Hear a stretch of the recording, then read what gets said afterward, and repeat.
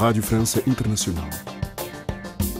Bem-vindos à segunda parte da nossa emissão. Começamos com a convidada de Lígia Anjos, enviada especial para as eleições presidenciais em Cabo Verde. Convidada.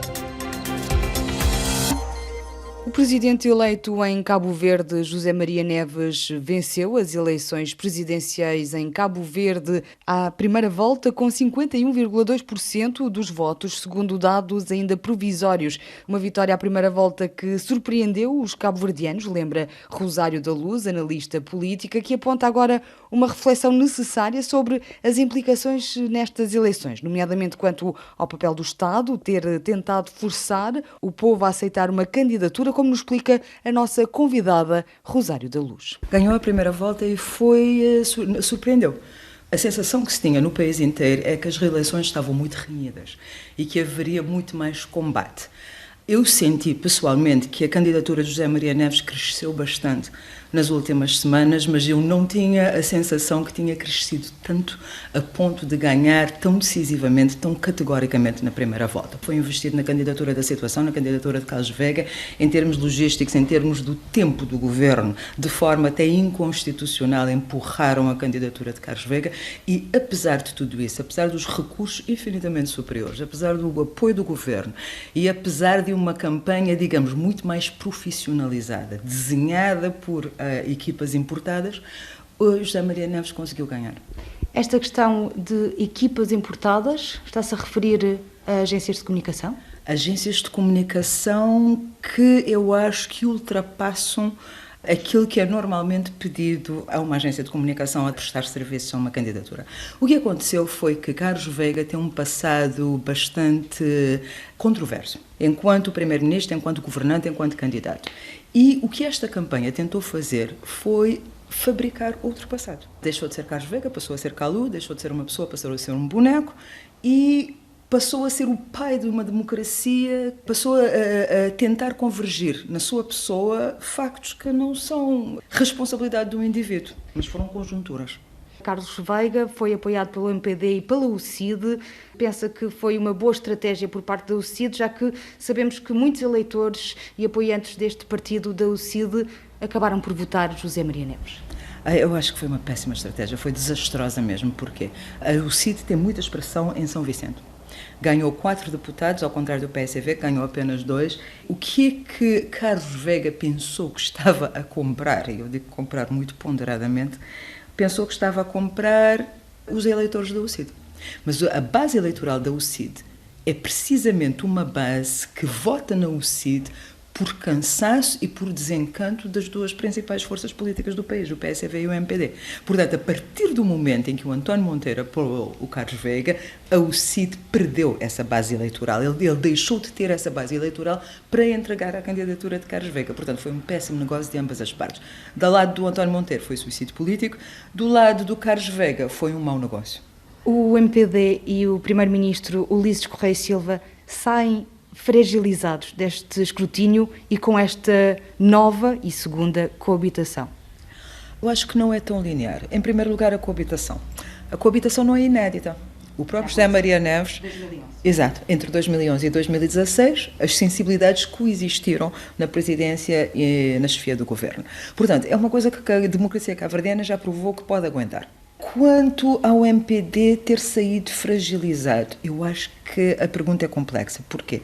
Eu acho que já saiu fragilizada da vitória de Abril. A vitória foi forçada, foi quase que comprada à força de perdão de dívidas pessoais e à clientela. Foi uma vitória comprada à clientela eleitoral. E, como tal, não foi uma vitória real. E agora que a população cabo-verdiana está extremamente fragilizada, está pobre, e o Estado é que domina a economia. E eu acho que entre esses vários elementos de pobreza, de crise económica, crise sanitária e do Estado dominar a economia, o MPD conseguiu arrancar uma vitória, mas uma vitória envenenada. E o seu envolvimento nesta candidatura derrotada demonstra que, sim, já não tem a força, mas eu acho que essa fragilidade já era visível, em paradoxo, mas desde a última vitória. Desde a vitória de Abril. Como é que Cabo Verde vai sair desta crise? Os cabo-verdianos apontam que o pior ainda está para vir. Eu acredito que sim, que o POR ainda está para ver. O próprio Primeiro-Ministro e o Vice-Primeiro-Ministro já anunciaram agravamentos fiscais, que não haverá ajustes salariais e a economia privada, que é grandemente dependente do turismo, o emprego é grandemente dependente do turismo, a irresponsabilidade que nós temos demonstrado em termos de segurança sanitária. A retoma do turismo depende diretamente de não estar na lista vermelha dos nossos mercados emissores.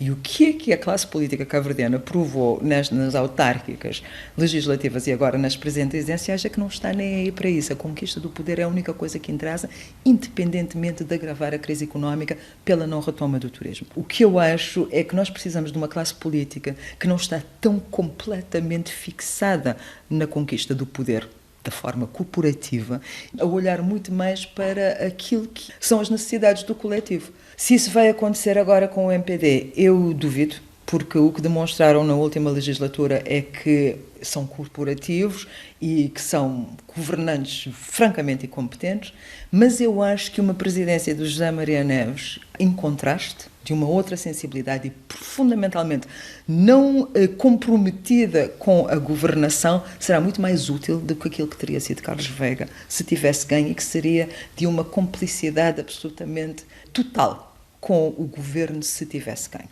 Qual é a sua leitura relativamente ao aumento do preço da eletricidade no valor de 37%, o facto de o IVA poder vir a aumentar de 15% para 17%, pelo menos é uma proposta no Orçamento de Estado entregue no Parlamento, vai trazer consequências muito graves para quem vive em Cabo Verde? Já são consequências graves. O aumento da eletricidade. Nós temos 30 anos de má gestão da Eletra, cumulativa, e o que acontece quando em campanha o pessoal começa a perdoar as dívidas dos consumidores mais pobres no sentido de comprar votos é que a Eletra fica ainda mais frágil. E depois de tudo isso, viu-se na impossibilidade de importar combustível que é absolutamente necessário. Portanto, havia que haver esse aumento de eletricidade que vai...